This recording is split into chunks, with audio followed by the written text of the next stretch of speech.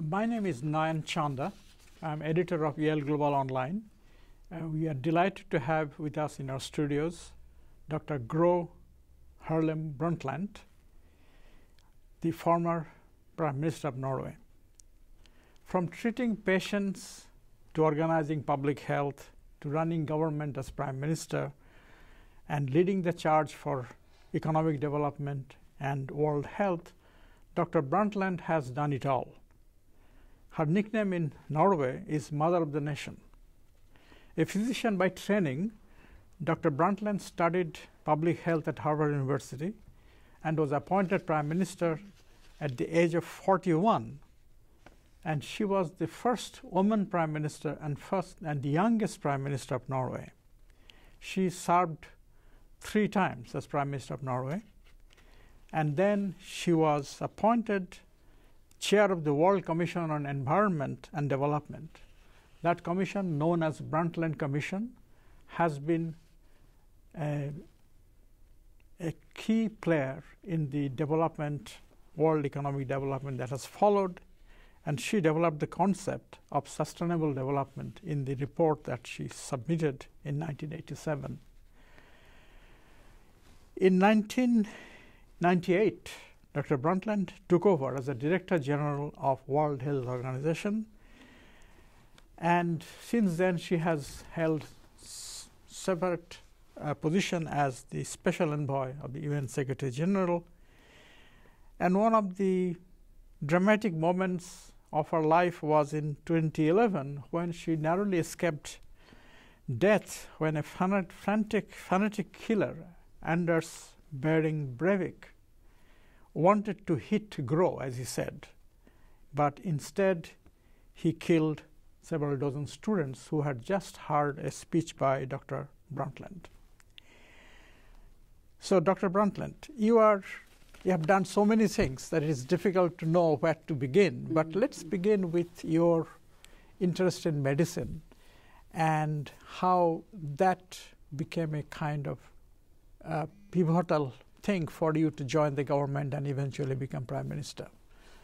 So what attracted you? As a young child, I grew up with a father who was a social democratic politician and later on minister, but he was a doctor and a specialist in rehabilitation medicine. Mm-hmm. So already as a 10-year-old, we went, the family, my brothers and I, with my father and mother to the U.S., mm-hmm. where he had a fellowship at the Rockefeller Center, mm-hmm. studying rehabilitation medicine. Mm-hmm. So I went to 5th grade in Brooklyn, New York, uh-huh. which, of course, you learn your English early, mm-hmm. And you then the question was, what kind of professional life should I choose? What education? For a long time, I thought, yes, I'm going to be a doctor. But I talked in my mind then about a doctor that can improve society. Not a doctor thinking in terms of separate each individual patient, but a doctor thinking about societal change. So that's why I also studied public health at Harvard. Now, that again, when you think further in my life, when I was asked to become Minister of the Environment, immediately I thought, oh my goodness, the Prime Minister is asking me that, not to be Minister of Health, which is my own profession. But it didn't take much reflection to realize that why are we interested in protecting the environment? Because of the health of people, first of all. So the links between public health, medicine, biology, nature, and the protection of planet Earth and environment is obvious. Yeah. So after serving as Minister of Environment, then you were appointed Prime Minister. And yes, but first I became a parliamentarian for a short period, which was important because then I knew the Parliament before I became Prime Minister. So after you were appointed to chair the Commission on Environment Development, how many people worked with you to develop this concept of sustainable development? Well, you know, I had this 5-year period of being Minister of Environment for Norway. And of course, every area, but certainly environment, is international. So I traveled and worked with ministers from other parts of the world and from other parts of Europe. So I got international experience. And then when you had the Stockholm Conference in 1972, 2 years before I became minister. That was the first environment conference globally. And it became a real breakdown between different parts of the world and different types of countries. Because the West had already experienced the danger of pollution, and they raised the issues about the environment. In the developing world and the poor world, they said, what are you talking about? We need to overcome poverty. People are hungry. So Indira Gandhi came to Stockholm in 1972 and said, poverty is the greatest polluter. And that illustrated the big drama of difference between different parts of the world on this issue. Now, as we then come up to around 1982, countries started to discuss how should we bring together environment and development issues in such a way that it becomes a global concern, because it is still a very crucial issue and it has to be dealt with. Nobody has thought about climate change at that time. However, the environmental issues were adding up. The trends were bad.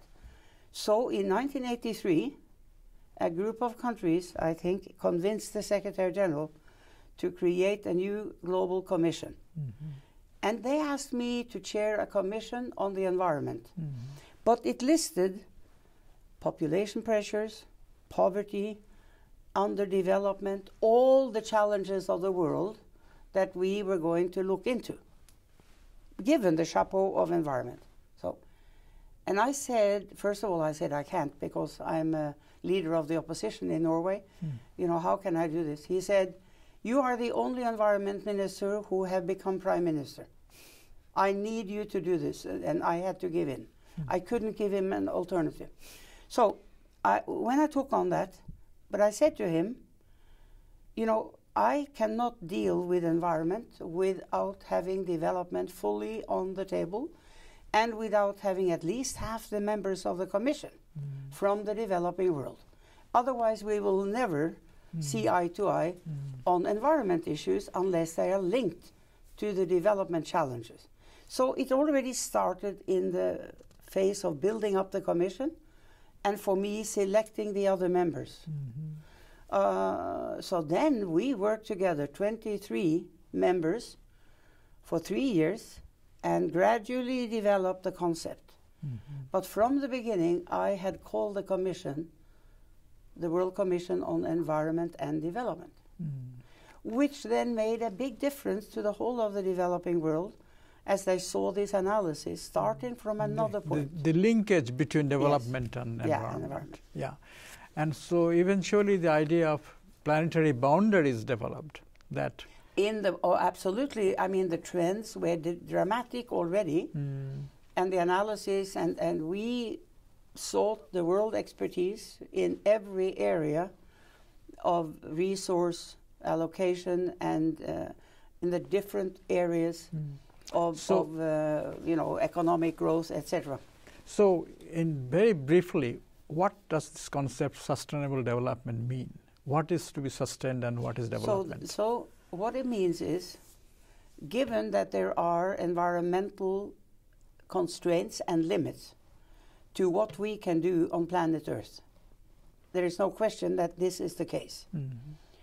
We have to change the patterns of development that have led to the environment being threatened long term and forever. Now, how do you change the pattern of development in a way that is sustainable, to also take care of people's needs, that participation, that you can take into consideration the environmental limits, but still have a sustainable pattern of economic development and a that can bring, that can create human rights basis for everybody. And sustainable for future generations. Absolutely, and that's the second main point, because then it became clear, and it had really never entered into people's minds before, that we were the first generation, my generation, to see that what we do today has everlasting consequences. If you go 100 years back or more, 2 generations back from me, everybody thought that if we do things now, that doesn't mean that a generation or 2 from now they cannot make other choices. But that was no longer the case in the 20th century, because what we did, the footsteps of humanity, started to have everlasting consequences. And so we were responsible for future generations for the first time, in a very real sense. Yeah. So the later concept of planetary boundaries and climate change becoming irreversible, all this is natural outgrowth of that idea that you planted there. You're right. And we warned already in the report about global warming. The danger of fossil fuels, the danger of CO2 emissions, it was all there. So already 87, the world was warned about this. Yeah. And it was only a couple of years later that, in the preparation to Rio in 1992, 5 years after the report came, we prepared the climate convention to be signed by that meeting in 92. It was already an urgent issue. So looking back, what has happened since 92? Has it not been a bit disappointing in terms of, despite all the awareness, what nations have done? You can say yes, it has been disappointing in many ways. But when you look at a situation where the global impact of humanity's choices is what is at stake, it means all development patterns in every country, every political decision being made, and private sector, investments, all of it affects the future of sustainable development. So it's not surprising that it takes a generation to really start moving on the issue. And this year, 2015, because of, the Secretary General has helped, I would say, to pull together the Sustainable Development Goal thinking, which is going to be next to the Millennium Development Goals from 2015 forward, and the climate issue, which now so far ends in Paris in 2015. So in September, in the General Assembly, the Sustainable Development Goals will be decided upon, and in December comes the climate negotiation result. Right. Yeah. So they are brought very closely together, and they are more closely together in people's minds. So one of the things that happened in all the process of negotiations on the new Sustainable Development Goals was that there was conflict on many issues between types of countries, but in the end, with the 17 goals that have been prepared, climate change is placed in the middle of those goals to deal with climate change. Also the gender issue, the fact that women have been discriminated against in development and in human rights terms, ever since history started, I'm guessing, but it's still a challenge. That has been put in, and energy, the use of energy, has to be sustainable. All of these crucial issues within sustainable development and climate are now within those 17 prepared goals. Talking about women, you have been a champion of women's cause, and in fact, one of the things you brought people's attention to was the question of breastfeeding, the importance of breastfeeding. And so looking back, do you think that this has had some positive impact, like people are more aware of this? It has saved many children's lives, that's for sure. Because what I saw as a young student at Harvard was that the trends in breastfeeding across the world, which I studied in my main thesis that year, they showed that there was a reduction in many countries of the world, including the poorest ones, where you really need to see to it that the babies are breastfed. And it was a consequence of many things, also ideas spreading from a rich world where mothers started getting convinced by industry, why don't you have a bottle? Much simpler, you can go to work and use the bottle, and it's equally good as the, they said in the beginning. And you had to prove that this is not the case. So I remember at the year at Harvard, we went to Jamaica on a study tour. And there, at that time, a poor country, the women were watching American TV, and they were poor. And they stopped breastfeeding because they saw these American, beautiful, well-dressed women having their baby with a bottle. And what happens in a poor country? You have dirty bottles. They are not sterilized.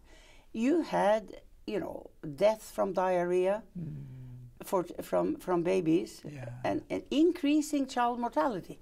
So yes, it has been important. And then many years later, as I am Prime Minister in 1981, the first discussion in the World Health Organization about this issue, about having a code of conduct with regard to advertising of infant formula, came, and I gave support from Oslo to the health minister, spoke out about it.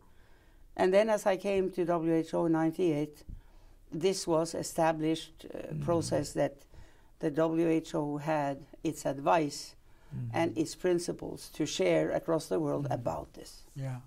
Now there are two major inequalities, well, maybe more than that, but one is this gender inequality, which is still very rampant. And the second is economic inequality, which is somehow reduced in the developing countries thanks to increasing trade and development. But the developed countries are seeing a situation where the middle class is hurting and economic gap is growing. What is your thought on that, this gender inequality and economic inequality? Well, first of all, the two are linked. Because in countries where poverty prevails and development patterns are still not as they could have been, you see generally, most places, that women are girls are treated unequally. They are seen as supporters of the male, the father is supposed to have the food, the brothers are supposed to have the food instead of the girls, etc. So this inequality in economic terms and gender terms is often very strongly linked. Now, why has it happened that if you use US as an example,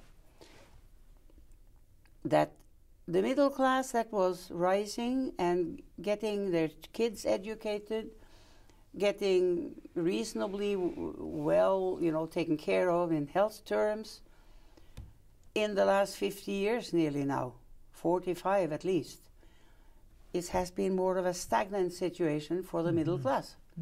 They haven't had increase in real terms, while the rich part of the population have moved ahead. Now, I think it's a difficult analysis, and many people who do research in economics and so on, including Piketty, has been addressing the issue. Why has it happened? What is it? I remember 20 years ago, when I was in the middle of my prime minister period, I saw that there was already a big difference. Inequality in Norway was among the lowest in the world, and it was increasing in the U.S. And it was larger in the first place, and the trend was getting worse. So, for instance, CEOs would at that time earn 30 times what their workers were doing. And in Norway, they would earn maybe 4 or 5 times than their workers. And I said to myself, why on earth has a CEO 30 times the wage level as his work? I couldn't understand it. If you look at this today, in Norway, you may have a kind of a 5 times, but in the US, it's 100 times. It's getting completely out of line and impossible. Now, the dynamics behind this, and why does it happen to this extent? Certainly, it's lack of political determination in my mind. I mean, we have been struggling in Norway to improve equality and to fight against inequalities. If you don't do that systematically as a politician, this is what happens. The tax system has been completely skewed to the advantage of the rich. And absolutely. And so it doesn't have to be like this. This is my point. This can be changed around. It's not something that nature decides. Right. You know, but you have to have politicians with values and with a vision. But there is connection in the sense that some of the very rich people are also climate deniers, climate change deniers. Because they sit on investment in coal. Right. You know, it's not really very coal nice. And fossil fuel also. Yes, coal plus. But the coal is kind of the big issue here.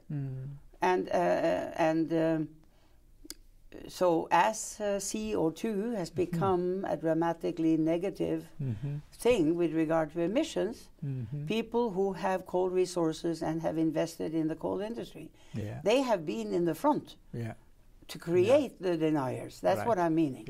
We know that. Just like the tobacco industry did when we started from the public health community to push back tobacco, they started raising money to undermine the arguments. It's the same thing.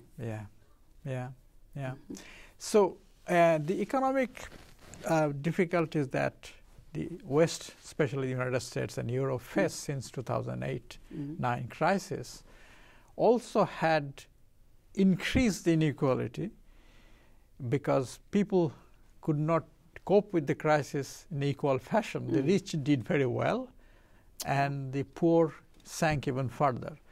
And that situation also in Europe is having very dramatic consequences in social life.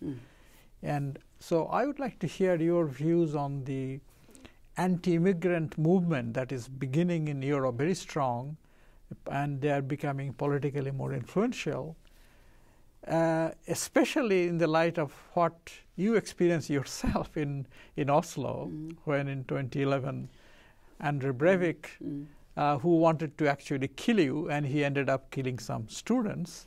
I think he planned both. It wasn't that since he didn't get me, he killed the students. He planned to kill young social democrats, but also kill their most important leader in his mind, in his life, which was me, the leader of the Labour Party and the Prime Minister as he grew up. So, because he blamed the social democracy and me as its leader for having changed Norway to what he called a feminist state, because we had let women get more and more equal opportunity with men. In his mind, it was wrong because men should be the dominant. That was his idea.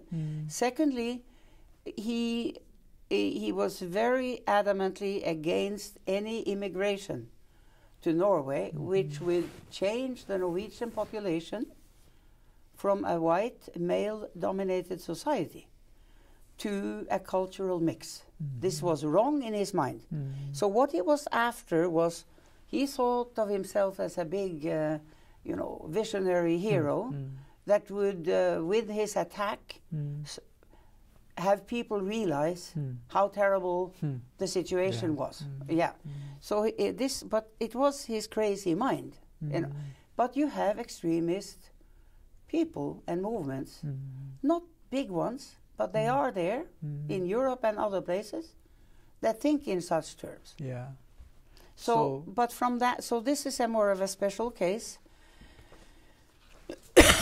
But of course, when after the financial crisis of 2008 onwards, many people became unemployed in Europe, you get more of attention among those who have been hit by difficulty to look around them and say, why do we have these foreign people coming from different parts of the world taking our jobs? So this kind of aspect then enters into the minds of people more easily when there is difficulty. Yeah, yeah.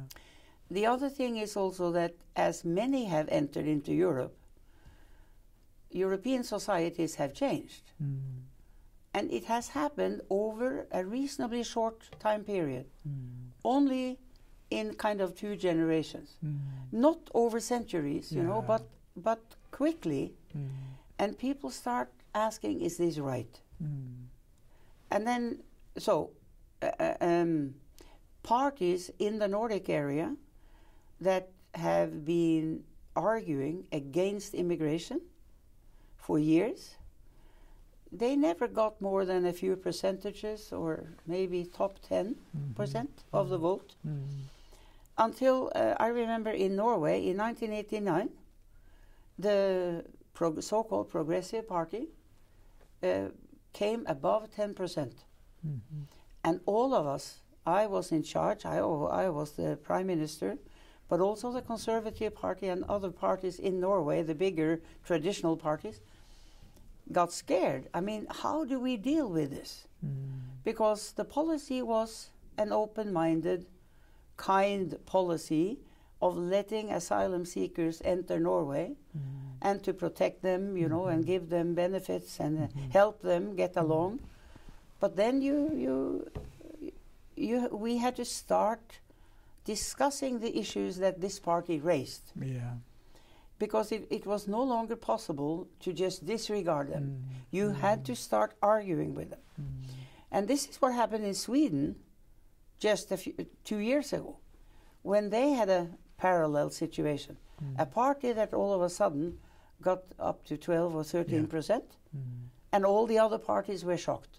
I was not shocked because we had seen it 25 years before.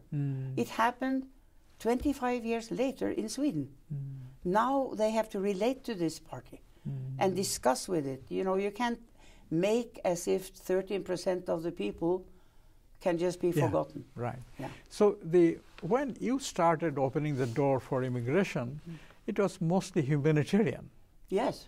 But now economic need is there for bringing people who have either skills or maybe unskilled, but who are willing to do dirty work. And that is what is happening in many of European countries. You see, but in the Scandinavian countries, we have stayed completely with the humanitarian approach. So it has been very difficult for Norwegian or Swedish companies to have people, foreign workers, specialists, come and serve at high-level positions or in expert positions, because our policy is the ones we open the door for are those who need protection because of being persecuted in their countries and so on. So we have not made it easy for Norwegian industry. So this is a paradox. Compared to Canada, for instance, they take in people that Canadian companies can benefit from. Right. For us, this is not, you know, for Norwegians and politicians in Norway, this is unethical. This is not right. We should take care of those who are sick, poor, persecuted. Yeah. And of course, it also leads to the sum of all those decisions. Yeah. That you have big populations of people who are on benefits, who need the benefits, more than the Norwegian people.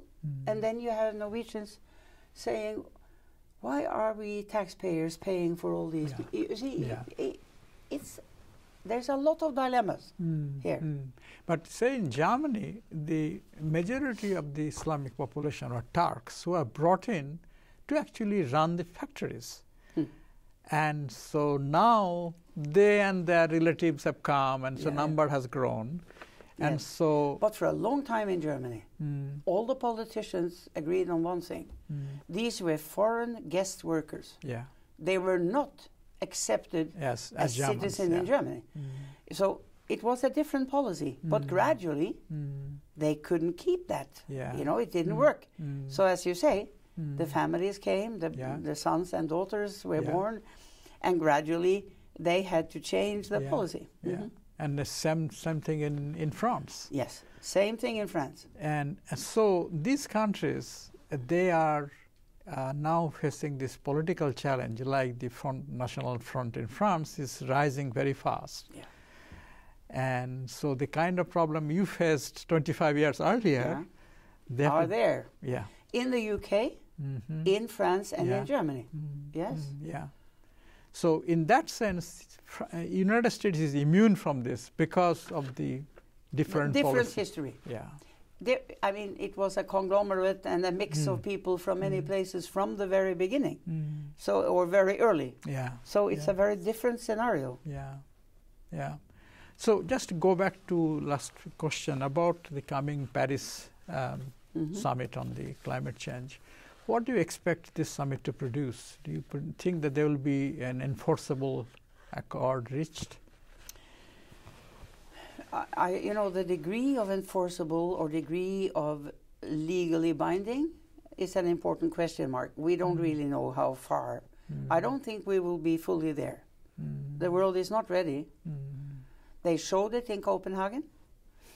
There have been steps taken since Copenhagen to improve the realization that we are in this together. And now there is agreement that a climate agreement should cover every country. It's not something that can be solved only by the previous industrialized rich countries. Because the rest of the world is growing, and they have grown far above the emissions from the OECD countries. So now the two big emitters, US and China, they were both holding back, and certainly China was in Copenhagen, saying no, to be committed and to be kind of reined in. We need development, you know, all of that. But they did make one important decision in Copenhagen, including with the Chinese leader. Every country signed up to, we must avoid more than 2 degrees Celsius increase in world temperature, average term, by 2050. That was an important first step. So Copenhagen was not, it was a learning experience that everyone had to realize we have to try to do this differently. But they did make this important decision. Then new steps have been taken, so including the one to say, now a climate agreement has to include us all. Not with exactly the same expectations, depending on the level of development, but everyone has to be involved. We all have to be part of the solution.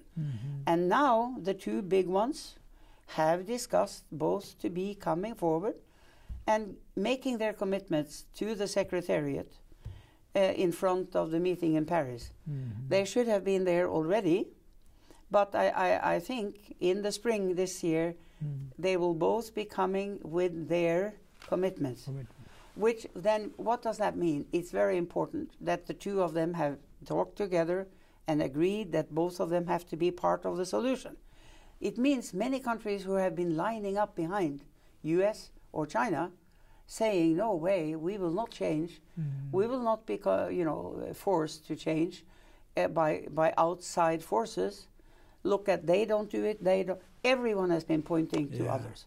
Now China has left a position where other countries of the developing world can say we don't need to. And the same with the US. Other rich countries who have said no, we are not moving until the US move, they now have to move. So with all this all together, I guess that we will have maybe a kind of a 60% answer by every country announcing what they are planning to do. But we will have a gap between what we need and what countries commit to. Now then, and I'm sure this means principles will be discussed about how to move from this level to the necessary level in that Paris meeting and in front of it. So I'm sure, we will be lifted up towards the 100 mark somehow. And so I'm hopeful about Paris. Okay. Well, with that hopeful thought, Dr. Brundtland, thank you very much for speaking with us. Thank you so much. Thank you.